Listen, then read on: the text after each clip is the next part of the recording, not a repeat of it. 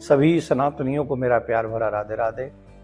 इस वीडियो में हम 7वें नवरात्रि की बात करेंगे। 7वें नवरात्रि में माँ के कालरात्रि के रूप में पूजा की जाती है।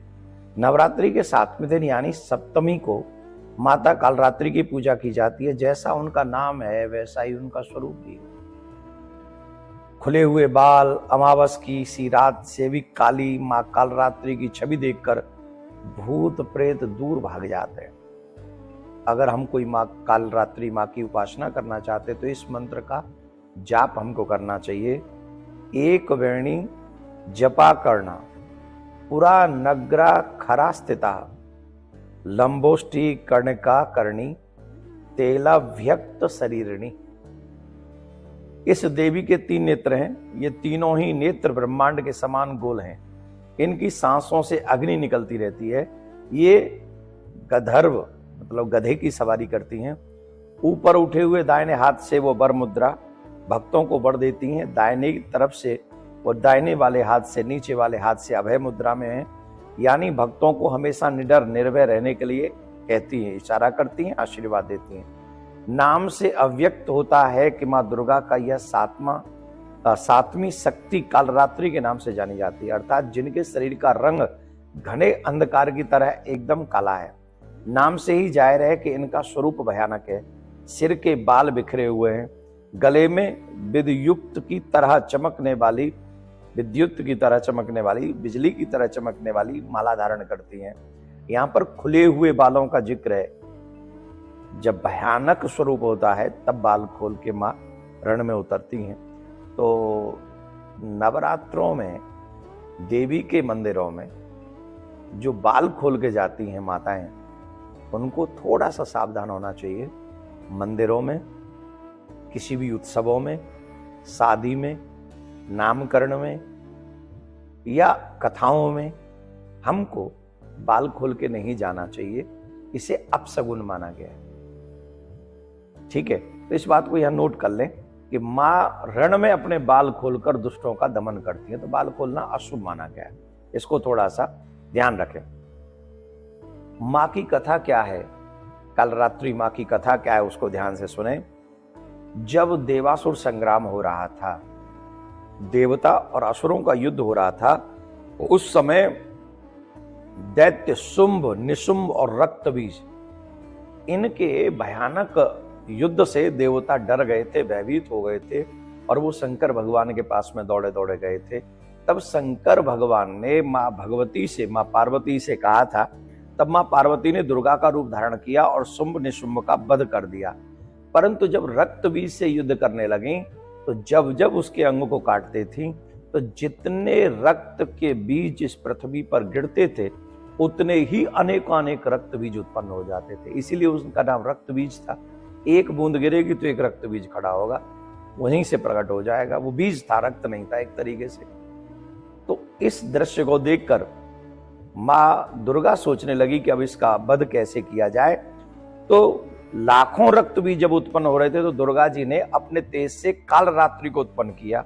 इसके बाद जब दुर्गा जी ने रक्त बीज को, जब उसे युद्ध करने के लिए गई तो एक हाथ में खड्ग ले लिया और एक हाथ में उनके में खप्पड़ था, और एक भी रक्त की बूंद पृथ्वी पर नहीं गिरने दी। लाखों रक्त बीजों का वध किया लेकिन एक भी बूंद पृथ्वी पर नहीं गिरने दी, क्योंकि अगर पृथ्वी पर गिरेगी तो तमाम और रक्त बीज उत्पन्न हो जाएंगे। इसलिए उन्होंने खप्पर में भर लिया, उसको रक्त बीज का वध कर दिया।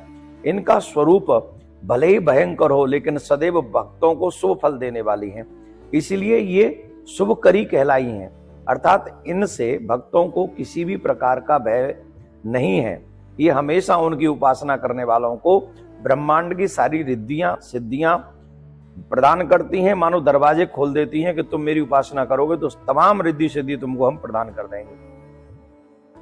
इनके नाम उच्चारण मात्र से जो भी इनका नाम उच्चारण करता है भय दूर भाग जाता है। इसलिए ये दानव, दैत्य, राक्षस, भूत, प्रेत इनका स्मरण से ही भाग जाते हैं। अंधकार में स्थितियों का विनाश करने वाली शक्ति हैं। कालरात्रि काल से उनका स्मरण, कालरात्रि के नाम से स्मरण करने से काल भाग जाता है, डर जाता है। इसीलिए यह ग्रह बाधाओं को भी दूर करती हैं। अग्नि, जल, जंतु, शत्रु और रात्रि भय दूर हो जाते हैं।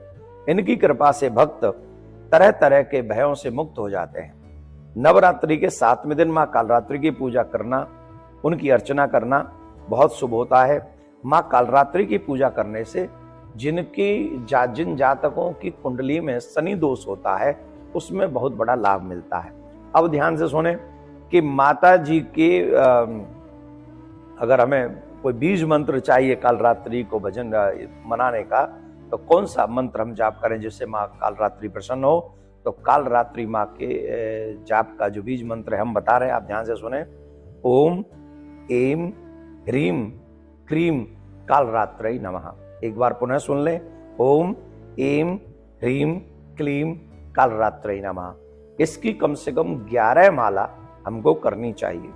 माँ कालरात्रि को भोग में क्या पसंद है, उनको भोग क्या लगाएं?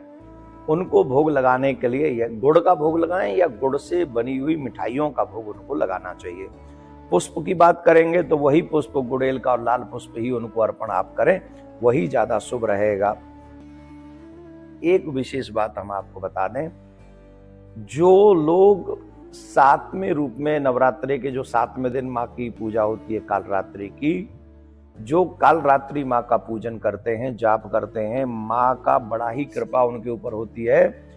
उन भक्तों के ऊपर वो कृपा तो करती हैं, साथ में उनकी अकाल मृत्यु का हरण कर लेती। उनकी अकाल मृत्यु नहीं हो सकती। अकाल मृत्यु भय हरणम, अकाल मृत्यु का नाश कर देती हैं।